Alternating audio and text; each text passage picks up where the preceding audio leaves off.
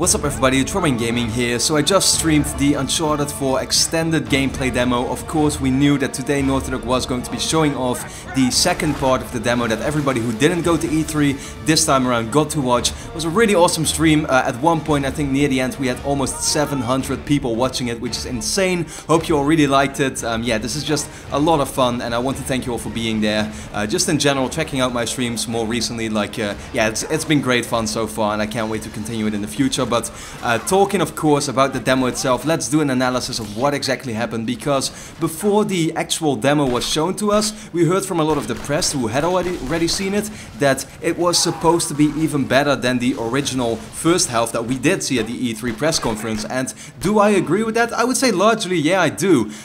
For the simple reason that there was just a lot more variety and things happening all over the place in this particular demo. Of course, as you may recall, the official full demo starts off with a sort of like slower part. Nate and Sully kind of walking around through the city. At some point they get ambushed and you get this big firefight where it's just showing off once again just a lot more of the gun mechanics, which we already did see in the PlayStation Experience demo. Then they hop onto the vehicle, which is a cool part, but hey, it lasts for like 3 minutes and it's not, too different there. It was still awesome nonetheless, but that's basically all there was to it. This time around, stuff was happening all over the place. It literally was insane. So, of course, we end the demo with Drake slinging on the rope, sort of like crashes into this wooden construction thing, and that's where this, second half of the demo, of course, starts off. So Nate crashes into it, falls into the water, has to kind of like evade a boat by quickly pulling himself up on the rope, jumping a little over it and stuff. Was insane. Then he finally finds himself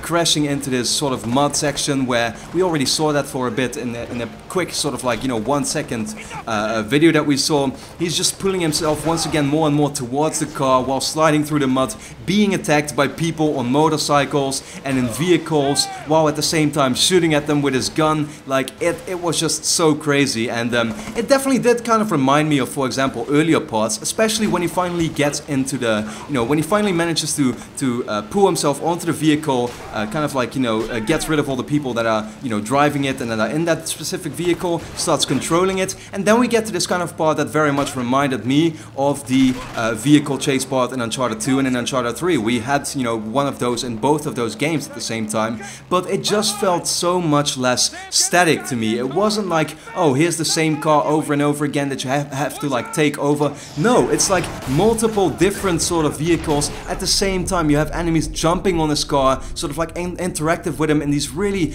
dynamic ways. Nate is able to crash into them and you can really see them reacting to where Nate hits them, and therefore also crashing at the sort of like specific position that he manages to hit them right in that way. That was what was so awesome to me, is that you just saw that they had a lot more time and now just possibilities to focus on those little details with, I'm pretty sure, the new hardware. It just allows them to do that. It allows them to have less static of these kinds of fights. At some point he finds his brother Sam, kind of like gets rid of all the other people that are still chasing him, right? And then he finds himself crashing, the car lands on top of him, he's stuck there and the car starts going on fire. And while it's doing that, he realizes that there are still some enemies waiting outside with guns, but he has no choice, he has to get out, because otherwise he is of course going to start getting burned by the fire, because the car is about to explode. So he, manages to like quickly get out of the car, shoots the two guys, hops onto Sam's motor, and they get chased by, once again, the big armored car that we saw already in the,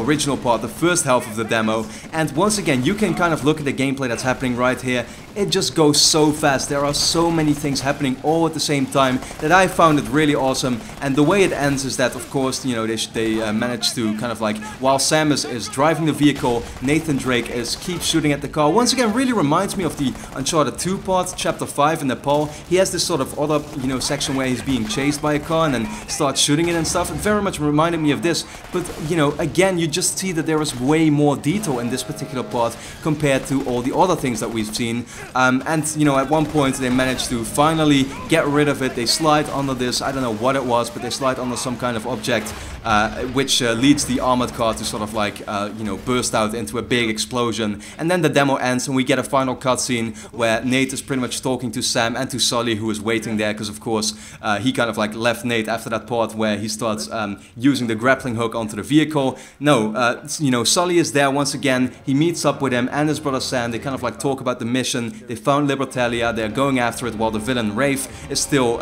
you know, also has access to the same map, but he's gonna find out only later on, so they still have kind of time. And he finds himself going into the house and sees Elena there, who kind of like surprises him because he didn't expect her there. And it's very clear to see that Elena definitely doesn't enjoy what Drake is doing right now, that he's still back into the game. And that's of course leading into what we've been told so far about the game, what the story is about. Drake kind of like gets forced back into the treasure hunting life, while Elena doesn't want him to do that.